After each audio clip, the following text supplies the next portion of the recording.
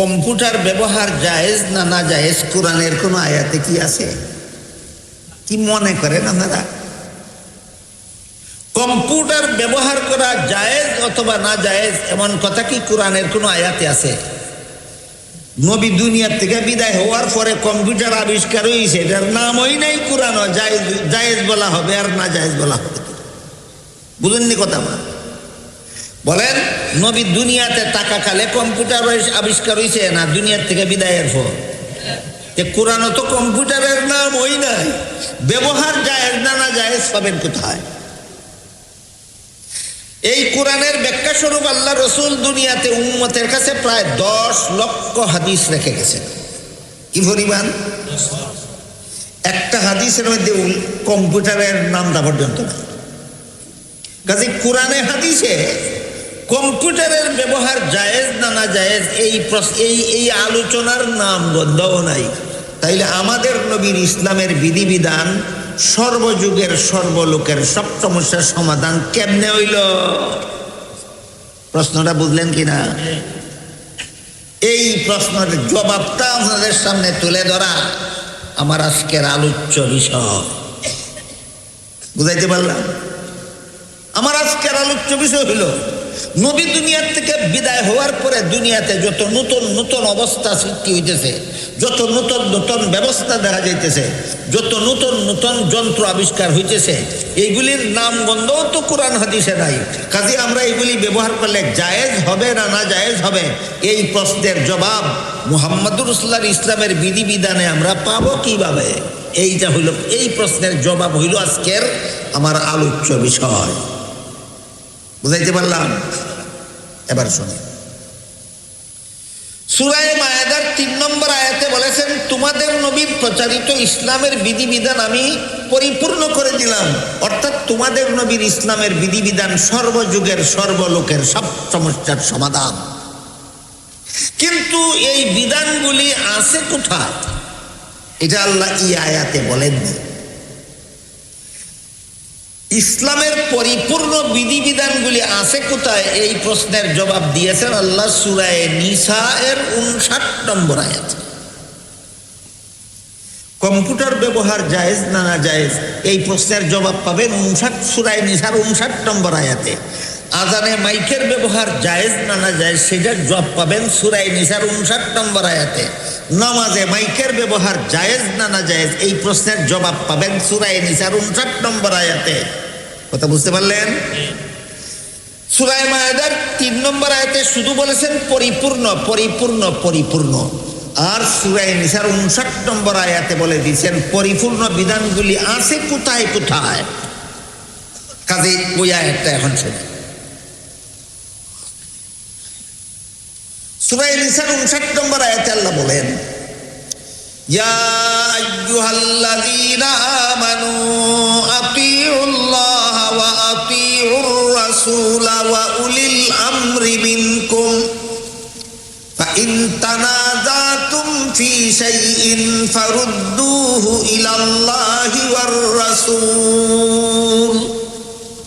আগে তরজমাটা কই, আগে বাংলা অর্থটা কই, এরপরে পরিপূর্ণ মর্ম বুঝবেন তাফসীরের দ্বারা, ব্যাখ্যার দ্বারা। আয়াতের তরজমা হইল, আল্লাহ বলেন, হে ঈমানদারগণ, তোমরা আনুগত্য করো আল্লাহর হুকুম মানো আল্লাহ। এরপরে বলেন ওয়া আতিউর রাসূল, হে ঈমানদারগণ তোমরা আনুগত্য করো রাসূলের হুকুম মানো রাসূলের। তারপরে বলেন ওয়া উলিল আমরি মিনকুম, তোমরা আনুগত্য করো তোমাদের সমাধানদাতাগণের, হুকুম মানো সমাধানদাতাগণের। এরপরে বলেন ফাইন তানাযাতুম ফি শাইইন, আর যদি কোনো ব্যাপারে তোমাদের মধ্যে ভিন্ন মত হয় তাহলে সেই ব্যাপারটার মীমাংসা আল্লাহ এবং আল্লাহর রাসূল থেকে সংগ্রহ করো। এই তর্জমার দ্বারা আপনারা মর্ম কিছুই বুঝবেন না। কোরআন শরীফের অনেক আয়াতের অনুবাদের দ্বারা মর্ম বোঝা যায় না, মর্ম বোঝা যায় ব্যাখ্যার দ্বারা। যে আয়াতের মর্ম বোঝার জন্য ব্যাখ্যার দরকার হয় ওই ব্যাখ্যাকেই কোরআনের তাফসীর বলা হয়। বুঝলেন? কোরআনের তাফসীর কারে কয়? এটা একটা উদাহরণ দিয়া বোঝায়। কোরআনের বিভিন্ন আয়াতে আল্লাহ বলেছেন আকিমুস সালাহ, যে কোরআনের আয়াত বাংলা অর্থ হইল নামাজ কায়েম করো। কেমনে ফলে নামাজ কায়েম হয় এটা এই অর্থের মধ্যে পাওয়া যায় না। এই জন্য এর ব্যাখ্যা হইল, তফসির হইল আল্লাহর বিধান মতো, নবীর তরিকা মতো নামাজ পড়ো। আকিমুস সালাত হইল কোরআনের আয়াত, নামাজ কায়েম করো হইল তার অর্থ, আর আল্লাহর বিধান মতো, নবীর তরিকা মতো নামাজ পড়ো এটা হইল আয়াতের ব্যাখ্যা। বুঝে থাকতে বলেন আয়াতের মর্ম অর্থের দ্বারা বুঝলেন না ব্যাখ্যার দ্বারা বুঝলেন? ঠিক তেমনি ভাবে সূরা নিসার 59 নম্বর আয়াতের তরজমার দ্বারা মর্ম বুঝবেন না, মর্ম বুঝতে হবে ব্যাখ্যার দ্বারা। এই আয়াতের ব্যাখ্যা যত তফসিরে যতভাবে লেখা আছে সবটার চমৎকার একটা সমষ্টিগত ব্যাখ্যা লেখা আছে তফসিরে কবিরে। এবং তফসিরে কবিরে এই আয়াতের যে ব্যাখ্যাটা লেখা আছে, আমি ইনশাআল্লাহ আপনারা মনোযোগে বসে বসে শুনলে আমি একটু পরে বলবো। এর আগে একটা কথা বলতে চাই, কেউ যদি ইচ্ছা করে তাহলে বলতে পারে যে আমি তফসিরে কবির মানি না, বলতেও পারে। এই আয়াতের এই ব্যাখ্যা যে তফসিরে কবিরে লেখা হইল, একজনে বলতেও পারে যে আমি এই তফসিরের কিতাবটা মানি না। কিন্তু তফসিরে কবিরে যেই ব্যাখ্যা লেখা হয়েছে এই আয়াতের, এই হুবহু ব্যাখ্যাটাই রসুলের 4টা হাদিস আছে। এখন আর মানি না কইবার সুযোগ আসেনি। তফসিরে কবিরে আয়াতের যে ব্যাখ্যা লেখছে এই ব্যাখ্যা হুবহু রসুলের 4টা হাদিসের মধ্যে আছে। কটা হাদিসের মধ্যে? 4টা হাদিসের মধ্যে আছে। এখন এই তফসির মানি না বলার মানি হইল রসুলের হাদিস মানি না। রসুলের হাদিস যদি মানো, যেহেতু হাদিস মতো ব্যাখ্যাটা লেখা হয়েছে, তাহলে এই তফসিরটা মানতেই হবে। তাহলে আগে হাদিসটাই শুনুন। এক হাদিসে আল্লাহ রসুল বলেন, তারাকতু ফীকুম আমরাইন লান তাদিল্লু মা তামাসসাকতুম বিহিমা কিতাবাল্লাহি ওয়া সুন্নাতা রাসূলিহি। এই হাদিসের অর্থ হলো আল্লাহ রসুল বলেন, হে আমার উম্মত মুসলমানেরা, আমি দুনিয়ার থেকে বিদায়কালে তোমাদের হাতে 2টি জিনিস রেখে যাচ্ছি। যতদিন পর্যন্ত তোমরা আমার রেখে যাওয়া 2টি জিনিসকে শক্তভাবে ধারণ করে থাকবে, ততদিন পর্যন্ত তোমরা পথভ্রষ্ট হবে না, জাহান্নামের পথের যাত্রী হবে না। একটি হলো আল্লাহর কোরআন, দ্বিতীয়টি হলো রাসূলের হাদিস। একটা হলো আল্লাহর কোরআন, দ্বিতীয়টি হলো রাসূলের হাদিস। কাজেই মুহাম্মদুর রাসূলুল্লাহর প্রচারিত ইসলাম ধর্মের যে সমস্ত বিধান আল্লাহর কোরআনে পাও, সেইগুলি কোরআন থেকে গ্রহণ করো। আর যে ইসলামের যে সমস্ত বিধিবিধান আল্লাহর কোরআনে না পাও, তা যদি রসুলের হাদিসে পাও, তাহলে সেই এখানে একটা আওয়াজ করে কি টাস টাস টাস টাস বন্ধ করে। আর যে সমস্ত বিধান আল্লাহর কোরআনে না পাও, সেইগুলি যদি রসুলের হাদিসে পাও, তাহলে বিধানগুলি হাদিস থেকে গ্রহণ করো। এই হাদিসের মধ্যে 2টা কথা পাইলাম। ইসলামের কিছু বিধান পাওয়া যাবে আল্লাহর কোরআনে, আর কিছু বিধান পাওয়া যাবে রসুলের হাদিসে। 2টা উদাহরণ শুনেন। আল্লাহ কোরআনের আয়াতে বলেন, শাহরু রমাদান আল্লাযী উনজিলা ফীহিল কুরআনু হুদাল লিন-নাসি ওয়া বায়্যিনাতিম মিনাল হুদা ওয়াল ফুরকান ফামান শাহিদা মিনকুমুশ শাহরা ফালইয়াসুম। এর মর্মার্থ হলো রমজান মাসে রোজা রাখা ফরজ। বলেন ইসলামের বিধানে রমজান মাসে রোজা রাখা ফরজ কিনা? ইসলামের এই বিধানটা পাইলাম কোথায়? কোরআন। স্মরণ রাখবেন, ভুলে যাবেন না। কিন্তু রমজান মাসে কতদিন রোজা রাখা ফরজ, দিনের সংখ্যা কোরআনে নাই। দিনের সংখ্যা, বরং দিন বলতে গিয়ে আল্লাহ বলেন আইয়ামাম মাদুদাত, গনা বাসা কয়েকদিন। বলেন কয়েকদিন বলতে কি সুনির্দিষ্ট কোনো সংখ্যা বুঝায় না। এখন কি করা লাগবে?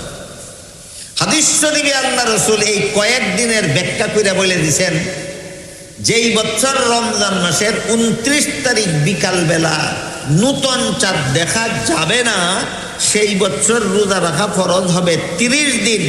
আর যেই বছর রমজান মাসের 29 তারিখ বিকালবেলা নূতন চাঁদ দেখা যাবে সেই বছর রোজা রাখা ফরজ হবে 29 দিন। মাসের নাম পাইলাম কোরআনও, আর দিনের সংখ্যা পাইলাম হাদিসও। কথা বুঝেননি আপনারা? এই কথাটাই হাদিস শরীফে রাসূল বলেছিলেন, কিতাব আল্লাহি ওয়া সুন্নাত রাসূলিহ। আল্লাহর কিতাব কোরআনে পাবে ইসলামের কিছু বিধান, আর রাসূলের হাদিসে পাবে ইসলামের আর কিছু বিধান। যে বিধান আল্লাহর কোরআনে পাও সেই বিধান কোরআন থেকে গ্রহণ করো, যে বিধান রাসূলের হাদিসে পাও সেই বিধান রাসূলের হাদিস থেকে গ্রহণ করো। এই গেল একটা হাদিস। এখন প্রশ্ন হইল, এই যে আধুনিক যুগে বিমান আবিষ্কার হইল, রেলগাড়ি আবিষ্কার হইল, আধুনিক যুগে রকেট আবিষ্কার হইল, মাইক আবিষ্কার হইল, মোবাইল আবিষ্কার হইল, আধুনিক যুগে কম্পিউটার আবিষ্কার হইল, টেলিভিশন আবিষ্কার হইল, এইগুলির নামও কোরআনে হাদিসে নাই। ওই আগের কথা, নামও কোরআন হাদিসে নাই। ব্যবহার করা জায়েজ বা না জায়েজ তা গোদরের কথা, এগুলির নামও নাই কোরআন হাদিসে। জবাব শোনার আগে আবার বলুন, আপনাদের নবীর ইসলামের বিধান অপূর্ণ না পরিপূর্ণ? ব্যাখ্যা কি? সর্বযুগের সর্বলোকের, সর্বযুগের সর্বলোকের সব সমস্যার সমাধান। যে কোনো বিষয়ের সমাধান যদি সরাসরি কোরআনে না পাও, কোনো বিষয়ের সমাধান যদি সরাসরি নবীর হাদিসে না পাও, যেমন আযানে মাইকের ব্যবহার জায়েজ না না জায়েজ, একামতে মাইকের ব্যবহার জায়েজ না না জায়েজ, দরকার বশত নামাজে মাইকের ব্যবহার জায়েজ না না জায়েজ, এই 3 প্রশ্নের জবাব কোরআন হাদিসের কোথাও নাই। কোরআন হাদিসের কোথাও নাই। এমন পরিস্থিতি যদি দাঁড়ায় যে নতুন একটা সমস্যা দেখা দিছে, সমাধান কোরআন হাদিসে খুঁজে পাওয়া যায় না, অথবা সমাধান কোরআন হাদিসে পাওয়া যায় সুস্পষ্ট নয়, অস্পষ্ট, অথবা উদ্ভূত নূতন সমস্যার সমাধান কোরআন হাদিসে পাওয়া যায় সুস্পষ্টই, কিন্তু পরস্পর বিরোধী। একটা সমাধান একভাবে আর একটা সমাধান আরেকভাবে। এই 3 অবস্থায় সুস্পষ্ট সমাধান বাইর করার জন্য আল্লাহ সূরা নিসার 83 নম্বর আয়াতে একদল মানুষের হাতে দায়িত্ব দিয়েছেন। সব কোরআন হাদিসের আলোকে গবেষণা করে সমাধান তোমরা বাইর করো। যাদের হাতে দায়িত্বটা দেওয়া হয়েছে এদেরকে কোরআন হাদিসের ভাষায় এক বচনে মুস্তাহিদ, বহু বচনে মুস্তাহিদিন বলা হয়। এরা যে গবেষণাটা করবে, এই গবেষণাটাকে কোরআন হাদিসের পরিভাষায় ইজতিহাদ বলা হয়। মন গড়া গবেষণা করলে কাজ হবে না, একটা নীতিমালার অধীনে গবেষণা করতে হবে। সেই নীতিমালাটাকে কোরআন হাদিসের পরিভাষায় কিয়াস বলা হয়। এভাবে সমাধান বাইর করাকে কোরআন হাদিসের ভাষায় ইস্তেমবাত বলা হয়। বলেন 3 ক্ষেত্রে সমাধান সরাসরি কোরআন হাদিসে পাওয়া যায় না গবেষণা করে বাইর করতে হয়? গবেষণা করে বাইর করতে, যে মনে চায় সেই বের করবে না মুস্তাহিদগণ বের করবে? বিনা গবেষণায় না গবেষণার মাধ্যমে? মন গড়া গবেষণা না কিয়াস নামের গবেষণা? কিয়াস নামের গবেষণায় এইভাবে বাইর করার নাম ইস্তেমবাত। কথাটা বুঝবার লাগে একটা উদাহরণ দিই। ব্রাহ্মণবাড়িয়া থেকে এক ব্যক্তি তার ছেলেকে ঢাকা পাঠাইল একটা কাজের জন্য। ঢাকা গিয়া কাজটা কইরা বাড়িতে ফিরে আসতে 3 দিনের কমে হবে না, কমসে কম 3 দিন সময় লাগে। ঢাকা যাওয়ার পথে তার মা তার বাবা তাকে কিছু খানা ফাঁক করিয়া টিফিন বাটি করে দেয়া দিল। বলেন টিফিন বাটির খানা কি 3 দিন পর্যন্ত খাওয়া যাবে? না একদিনে শেষ, বাকি 2 দিনে খাইব কেমনে? মা টিফিন বাটি করে ভাত ফাঁক করিয়া তরকারি ফাঁক করিয়া দিয়া দিছে, আর বাপে আরো 2 দিন খানার হোটেলে খাওয়ার জন্য নগদ টাকা দিয়া দিছে। 3 দিনের খানা দেওয়া হয়েছে না 1 দিনের খানা আর 2 দিনের খানার ব্যবস্থা। যেভাবে 3 দিনের খানা দেওয়া হয়েছে না, যে খানা দেওয়া হয়েছে এই খানা 1 দিনে শেষ হয়ে যাইব, আর যে ব্যবস্থা দিছে এই ব্যবস্থায় আরো 2 দিন খাইতে পারবো। ঠিক তেমনি ভাবে মুহাম্মদুর রাসূলুল্লাহর প্রচারিত ইসলামের বিধিবিধানের কিছু দেওয়া হয়েছে কোরআনে আর কিছু দেওয়া হয়েছে হাদিসে। কিন্তু আজানে মাইকের ব্যবহার জায়েজ না না জায়েজ এটা কোরআনেও নাই হাদিসেও নাই। একামতে মাইকের ব্যবহার জায়েজ না না জায়েজ এটা কোরআনেও নাই হাদিসেও নাই।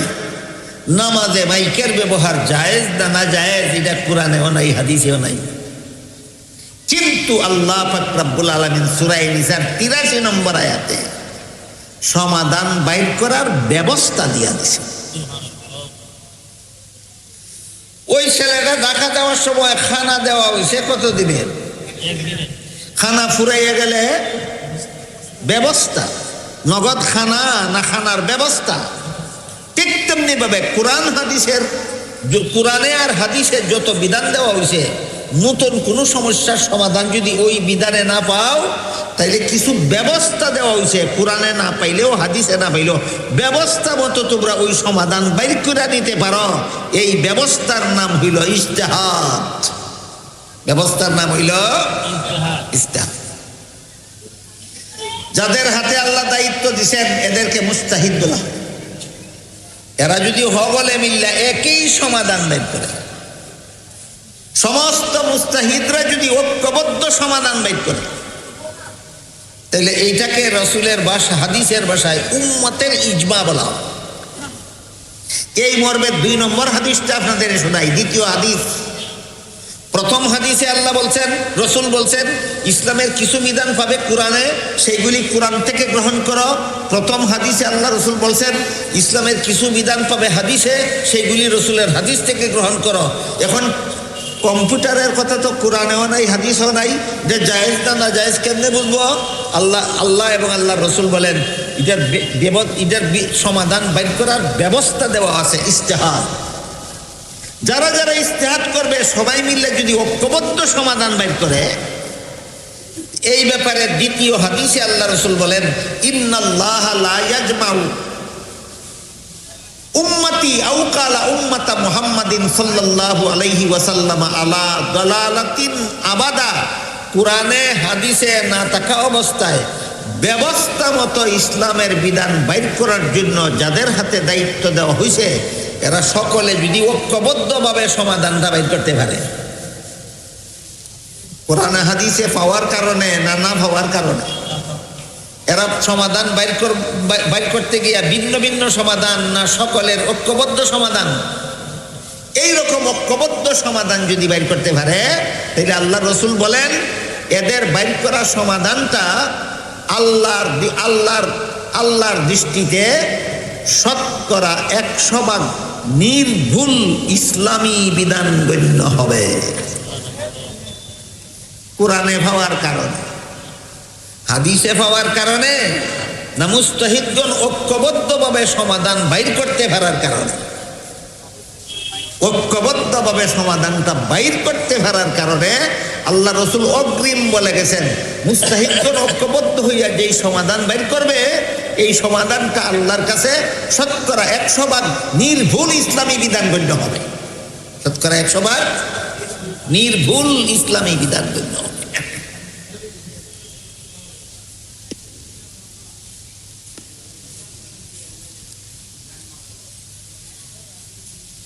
তাহলে ইসলামের সবগুলি বিধান কোরআনে আর হাদিসই আছে না উম্মতের ইজমার মধ্যে আছে? এটাকে আল্লাহর কোরআনের ভাষায় উলিল আমরি বলছেন, আর রাসূল হাদিসের ভাষায় উম্মতের ইজমা বলছেন। এটার একটা উদাহরণ শুনে, বিষয়টা অনেক জরুরিও আবার অনেকটা কঠিনও, অনেক জরুরিও আবার অনেকটা কঠিন।